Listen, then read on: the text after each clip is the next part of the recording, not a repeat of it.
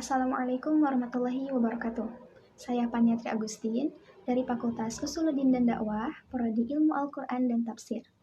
Pada kesempatan kali ini, saya ingin menyampaikan pemaparan sebagai bentuk pemenuhan tugas dari mata kuliah Kajian Kitab Hadis.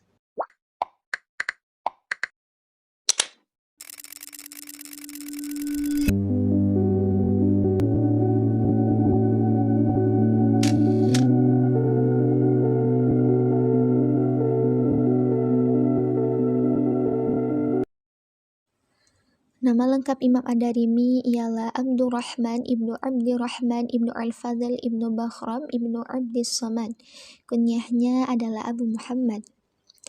Beliau dilahirkan pada tahun 181 Hijriah atau setara dengan 797 Masehi di kota Samarkand, yakni sebuah kota yang terletak di wilayah Transoksiana yang kini menjadi bagian dari Uzbekistan.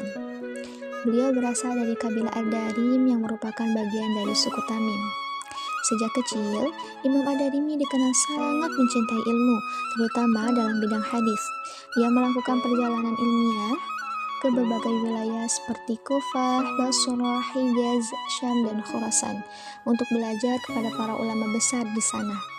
Di antara guru-guru beliau yang terkenal ialah Imam Ishaq bin Rahuyah, Imam Yahya bin Ma'in, Imam Abu Nu'aim Al-Fadl bin Dukai, dan Imam Abu Ashim An-Nabil.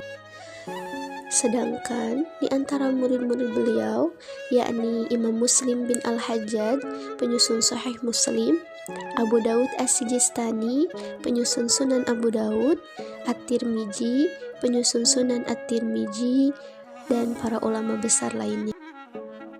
Adapun karya beliau yang paling terkenal yaitu Kitab Sunan Ad-Darimi atau juga dikenal dengan Musnad Ad-Darimi yang merupakan salah satu kitab penting dalam bidang hadis. Kemudian mengenai jenis kitab Sunan Ad-Darimi. Secara umum, kitab ini termasuk dalam kategori sunan, yaitu kitab hadis yang disusun berdasarkan bab-bab fikih atau abwabul fikih. Namun uniknya, sebagian ulama menyebut kitab ini juga memiliki ciri musnad karena terkadang mencantumkan nama perawi di sanad secara lengkap dari guru ke guru.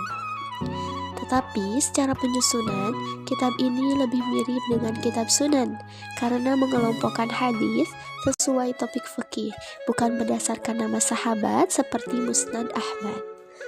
Kitab sunan ini memuat sekitar 3.500 hadis tergantung edisi cetakan.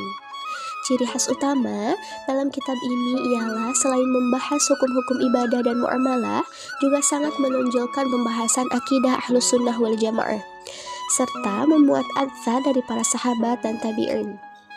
Namun, Imam Ad-Darimi tidak selalu memberikan penilaian derajat hadis secara eksplisit, sehingga kualitas hadis di dalam kitab ini beragam, yakni mencakup hadis sahih, hasan, hingga dhaif yang kemudian memerlukan kajian lanjutan dari para ulama setelahnya. Kitab ini menjadi salah satu rujukan penting dalam khazanah hadis, meskipun tidak termasuk dalam kutubus sittah. Adapun penyebab utama mengapa Sunan Ad-Darimi tidak termasuk dalam kutubus sittah, yakni karena faktor penerimaan atau popularitas di kalangan ulama hadis pada masa kodifikasi kutubus sittah.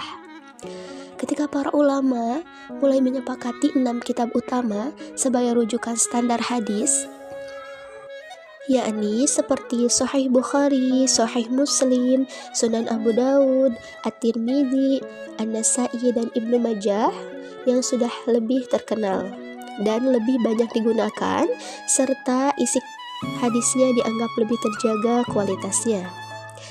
Sementara itu, meskipun Sunan Ad-Darimi memuat banyak hadis sahih, kitab ini tidak sepopuler 6 kitab tersebut di kalangan ulama pada saat itu.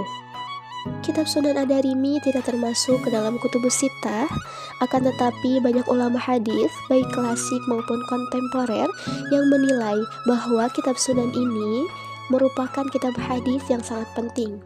Seperti pernyataan yang dikemukakan oleh Ibnu Hajar Al-Asqalani dalam Tarkib At-Tahdzib, menyebut Imam Ad-Darimi sebagai thiqah, mutkin, dan hujah, yang artinya beliau sangat terpercaya dan kuat dalam periwayatan hadis.